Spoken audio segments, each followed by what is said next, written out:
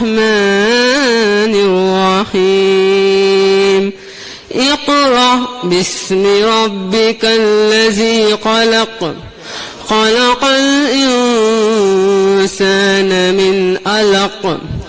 Muslim ಒಕ್ಕೂಟವನ್ನು ಈ ಹಂತಕ್ಕೆ ತರಲು ಸಹಕರಿಸಿದ ಮುಸ್ಲಿಂ ಒಕ್ಕೂಟದ ಸಂಸ್ಥಾಪಕರು ಆಗಿರುವ ಜನಾಬ್ ಜಿ ಮೊಹಮ್ಮದ್ ಇಬ್ರಾಹಿಂ ಹಾಗೂ ಜನಾಬ್ ಹಾಜಿ ಎಚ್ ಎ ಖಾದರ್ ಹಾಗೂ ಜನಾಬ್ ಅಕ್ಬರ್ ಬಾಷಾ ಇವರೆಲ್ಲರೂ ಈ ಸಂಸ್ಥೆ ಈ ಮಟ್ಟಕ್ಕೆ ಬೆಳೆಯಲು ತುಂಬಾ ಸಹಕಾರವನ್ನು ನೀಡಿದ್ದು, ಆದರೆ ಅವರು ಈಗ ನಮ್ಮ ಜೊತೆಯಲ್ಲಿ ಇಲ್ಲ. ಅವರ ನೆನಪು ಮಾತ್ರ ಇಲ್ಲಿ ಉಳಿದಿದೆ. ಈ ಸಂದರ್ಭದಲ್ಲಿ ಅವರನ್ನು ನೆನಪಿಸುತ್ತಾ ಮುಸ್ಲಿಂ ಒಕ್ಕೂಟದ ವಾರ್ಷಿಕ ಸಮ್ಮೇಳನ ಹಾಗೂ ವಿದ್ಯಾರ್ಥಿಗಳಿಗೆ ಪ್ರತಿಭಾ ಪುರಸ್ಕಾರ ಮತ್ತು ಸನ್ಮಾನ ಕಾರ್ಯಕ್ರಮವನ್ನು ಉದ್ಘಾಟಿಸಲಿರುವ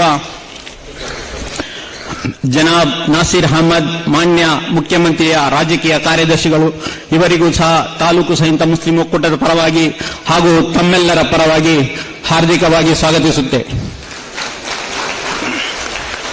ಈಗಾಗಲೇ ಸಹ ನಮ್ಮ ತೀರ್ಥಹಳ್ಳಿಯ ತಾಲೂಕು ಮುಸ್ಲಿಂ ಒಕ್ಕೂಟ ಸುಮಾರು 10 ವರ್ಷದಿಂದ ಈ ಒಂದು ಸಾಮಾಜಿಕ ಮತ್ತು ಎಲ್ಲಾ ಧಾರ್ಮಿಕ ಎಲ್ಲಾ ವಿಧದಲ್ಲೂ ಸಹ ಕಾರ್ಯಾಚರಣೆ ಮಾಡ್ಕೊಂಡು ಬಂದಿದೆ.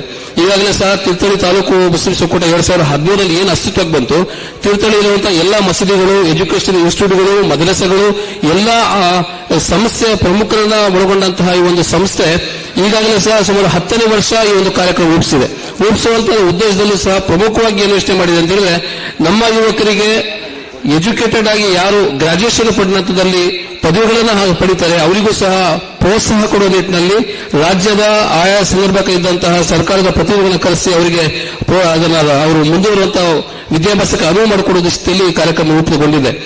ಭಾರತ ಜನನಿಯ ತನುಜಾತೆ ಜಯ ಹೇ ಕರ್ನಾಟಕ ಮಾತೆ, ಜಯ ಸುಂದರ ನದಿವನಗಳ ನಾಡೆ, ಜಯ ಹೇ ರಸ ಋಷಿಗಳ ಬೀಡೆ, ಭೂದೇವಿಯ ಮಕುಟದ ನವಮಣಿಯೇ, ಗಂಧದ ಚಂದದ ಹೊನ್ನಿನ ಗಣಿಯೇ, ರಾಘವ ಮಧುಸೂದನರವತರಿಸಿದ ಭಾರತ ಜನನಿಯ ತನುಜಾತೆ, ಜನನಿಯ ಜೋಗುಳ ವೇದದ ಘೋಷ, ಜನನಿಗೆ ಜೀವವು ನಿನ್ನಾವೇಶ, ಹಸುರಿನ ಗಿರಿಗಳ ಸಾಲೆ, ನಿರ್ಣಯ ಕೊರಳಿನ ಮಾಲೆ. ಈ ಒಂದು ವೇದಿಕೆಯ ಮೇಲ್ಭಾಗದಲ್ಲಿ ಗಿಡಕ್ಕೆ ನೀರನ್ನ ಸಿಂಪಡಿಸುವುದರೊಂದಿಗೆ ನಮ್ಮ ಕಾರ್ಯಕ್ರಮವನ್ನು ಉದ್ಘಾಟನೆಗೊಳಿಸುತ್ತಾರೆ. ವೇದಿಕೆಯಲ್ಲಿರ್ತಕ್ಕಂಥ ಎಲ್ಲ ಗೌರವಾನ್ವಿತ ಅತಿಥಿಗಳು ಜೊತೆಗೂಡಲಿದ್ದಾರೆ.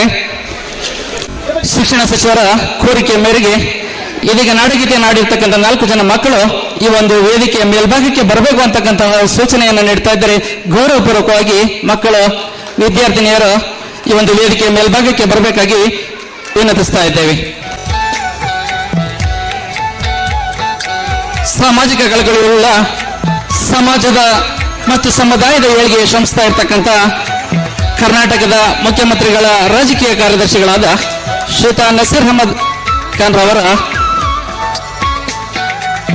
ಮುಖಾಂತರ ತೀರ್ಥಹಳ್ಳಿ ತಾಲೂಕು ಸಂಯುಕ್ತ ಮುಸ್ಲಿಂ ಒಕ್ಕೂಟದ ದಶಮಾನೋತ್ಸವ ಕಾರ್ಯಕ್ರಮ ವಿದ್ಯುಕ್ತವಾಗಿ ಉದ್ಘಾಟನೆಗೊಂಡಿದೆ.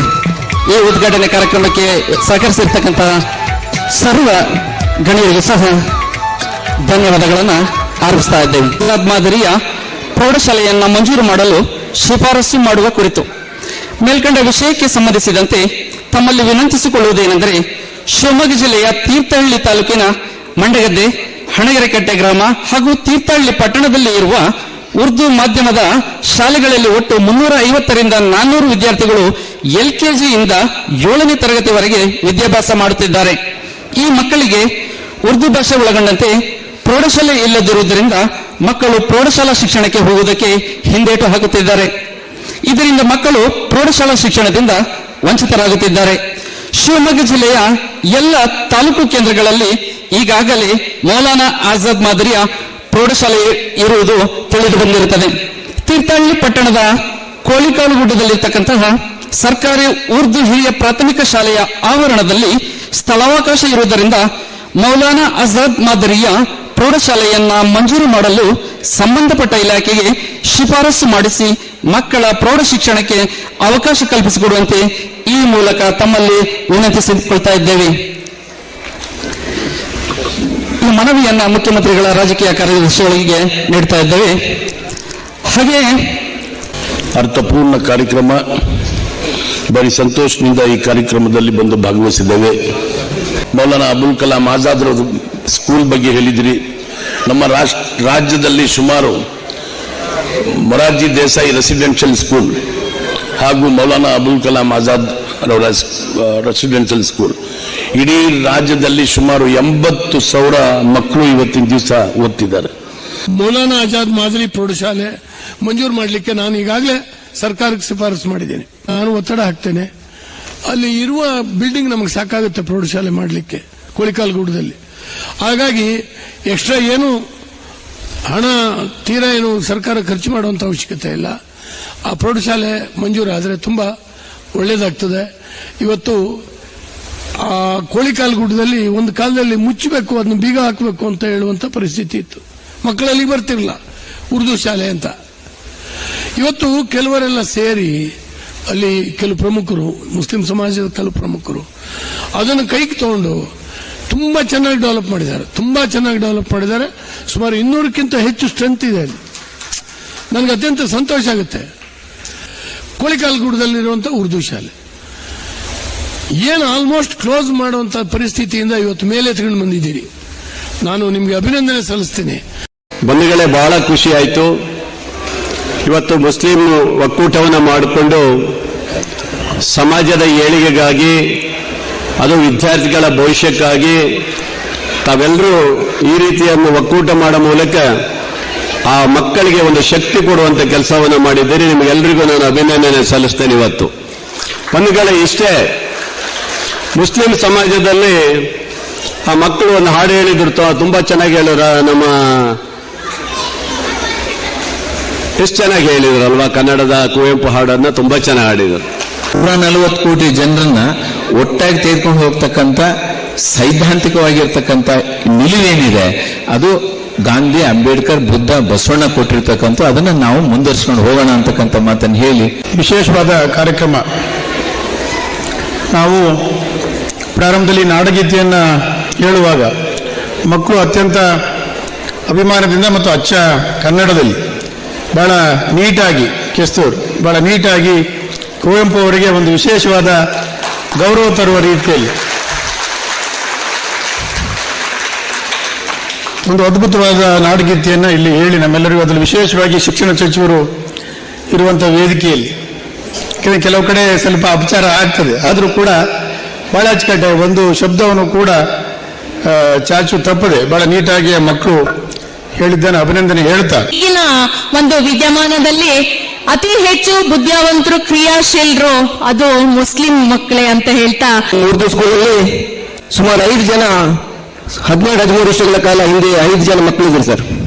ಅವರೆಲ್ಲ ಸೇರಿಕೊಂಡು ಅದನ್ನು ಬೆಳೆಸಲಿಕ್ಕೆ ಪ್ರಯತ್ನ ಮಾಡಿದ್ವಿ. ಅದಕ್ಕೆಷ್ಟು ಕಷ್ಟಪಟ್ಟಿದೆ ಅಂದ್ರೆ ಪ್ರತಿ ಮನೆಗೆ ಹೋಗಿ ನಾವು ಆ ಮಕ್ಕಳನ್ನು ಅಡ್ಮಿಷನ್ ಮಾಡಿಸ್ಕೊಂಡು ಅಲ್ಲಿ ಸುಮಾರು 250 ಮಕ್ಕಳನ್ನು ನಾವು ಶಾಲೆಯಲ್ಲಿ ಅತ್ಯುತ್ತಮವಾದ ಶಿಕ್ಷಣವನ್ನು ಕೊಡುವುದರ ಮುಖಾಂತರ ಅವರನ್ನು ನಾವು ಬೆಳೆಸ್ತಿದ್ವಿ. ಯಾಕಂದ್ರೆ ನಾವು ಪ್ರಯತ್ನ ಪಟ್ಟುಕೊಂಡು ಏನಿವತ್ತು ನಮ್ಮ ಮಕ್ಕಳಲ್ಲಿ ನಾಡಗೀತೆ ಹಾಡಿದ್ರು, ಆ ನಾಡಗೀತೆ ಕೂಡ ನಮ್ಮ ಶಾಲೆಯಲ್ಲಿ ಇರ್ತಕ್ಕಂಥ ಮಕ್ಕಳು ಪ್ರತಿಯೊಬ್ಬರು ನಮ್ಮ ಅಷ್ಟೇ ಅತ್ಯುತ್ತಮವಾದಂತ ಟೀಚರ್ಸ್ ಕೂಡ ನಾವಲ್ಲಿ ಇಟ್ಕೊಂಡ್ವಿ.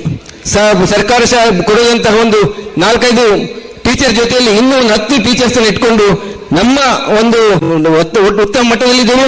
ಇನ್ನೂ ಕೂಡ ಉತ್ತಮ ಮಟ್ಟಕ್ಕೆ ತಗೊಂಡು ಹೋಗ್ಬೇಕಂತ ಪ್ರಯತ್ನವನ್ನು ನಾವು ಮಾಡಿದ್ವಿ.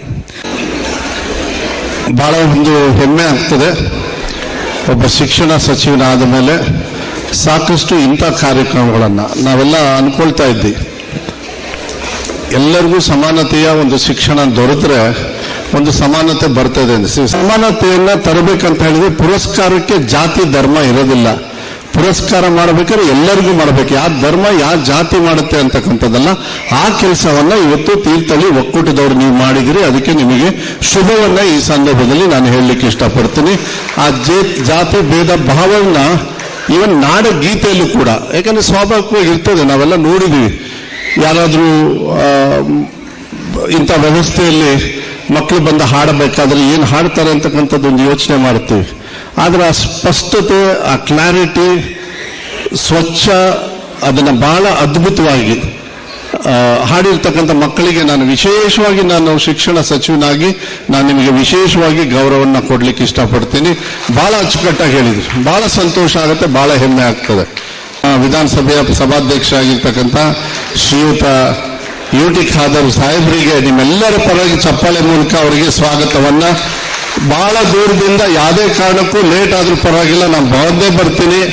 ನಮ್ಮ ಮಕ್ಕಳ ಭವಿಷ್ಯಕ್ಕೆ ನಾನು ಕೂಡ ಅವರ ಪ್ರತಿಭೆ ಪುರಸ್ಕಾರದಲ್ಲಿ ನಾನು ಕೂಡ ಪಾಲ್ದಾರ ಆಗ್ತೀನಿ ಅಂತೇಳಿ ನಮ್ಮ ವಿಧಾನಸಭೆಯ ಅಧ್ಯಕ್ಷರು ಬಂದಿದ್ದಾರೆ ಅಂತ ಹೇಳಿದ್ರೆ ಇಡೀ ಸರ್ಕಾರ ಇವತ್ತಿಲ್ಲಿ ಬಂದಿದೆ ಅಂತಕ್ಕಂಥದ್ದನ್ನ, ಈ ಸಮಾರಂಭಕ್ಕೆ ಬಂದಿದೆ ಅಂತಕ್ಕಂಥದ್ದನ್ನ ಹೇಳಲಿಕ್ಕೆ ಇಷ್ಟಪಡ್ತೀನಿ. ನಮ್ಮ ಸಭಾಧ್ಯಕ್ಷರಿಗೆ ನನ್ನ ಪರವಾಗೂ ಕೂಡ ಸ್ವಾಗತ, ಧನ್ಯವಾದಗಳನ್ನ, ಕೃತಜ್ಞತೆಗಳನ್ನ ಹೇಳಿ, ಸಭಾಧ್ಯಕ್ಷ ಬಹಳ ಸಂತೋಷ ಆಯಿತು. ತಾವು ಬಹಳ ದೂರದಿಂದ ಈ ಕಾರ್ಯಕ್ರಮಕ್ಕೆ ಬಂದಿದ್ರಿ, ಆ ಮಕ್ಕಳಿಗೆ ಆಶೀರ್ವಾದವನ್ನು ಮಾಡಲಿಕ್ಕೆ ಬಂದಿದ್ರಿ.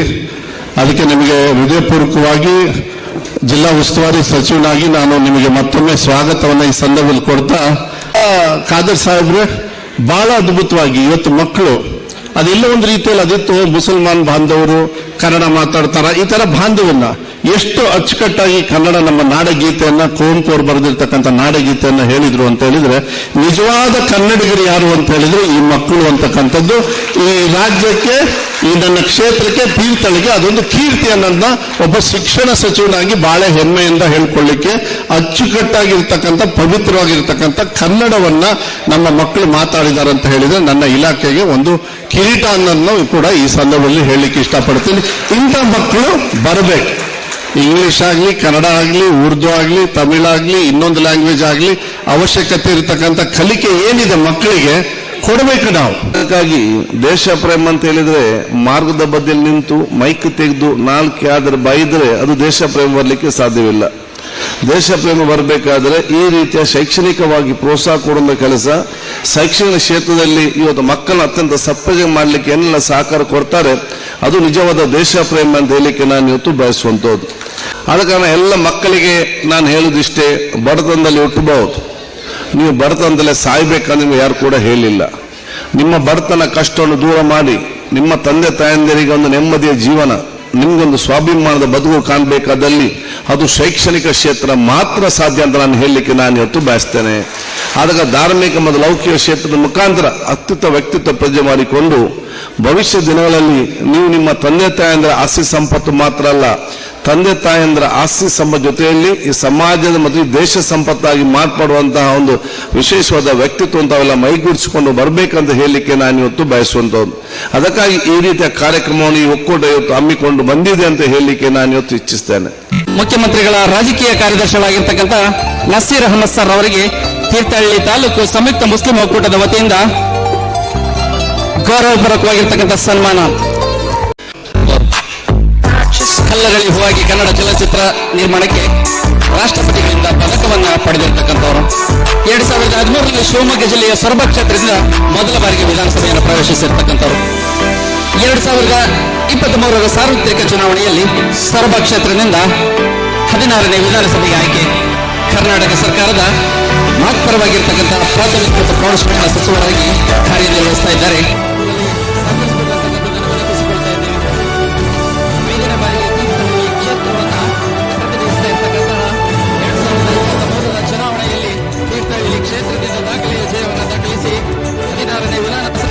ನ್ಯಾಯ, ತ್ಯಾಗ, ಸಹನೆ, ಅಹಿಂಸಾತ್ಮಕ ನಿಲುವಿನ ಸಮಾಜವಾದಿ ಚಿಂತಕರು ರಾಮ್ ಮನೋಹರ್ ಲೋಹಿಯರ್ ಅವರ ಅನುಯಾಯಿಗಳಾಗಿ ಜಗತ್ತಿನ ಬಹುತೇಕ ದಾರ್ಶನಿಕರ ಚಿಂತನೆಗಳನ್ನ, ಬೋಧನೆಗಳನ್ನ ಜಾರಿಯಲ್ಲಿ ಇರಿಸಿಕೊಂಡಂತಹ ಅರಿವಿನ ಸರಳತನದ ಆದರ್ಶಯುತ ವ್ಯಕ್ತಿತ್ವದ ವಿವೇಚನೆಗಳ ಜಾರಪಡ್ಯಾರ.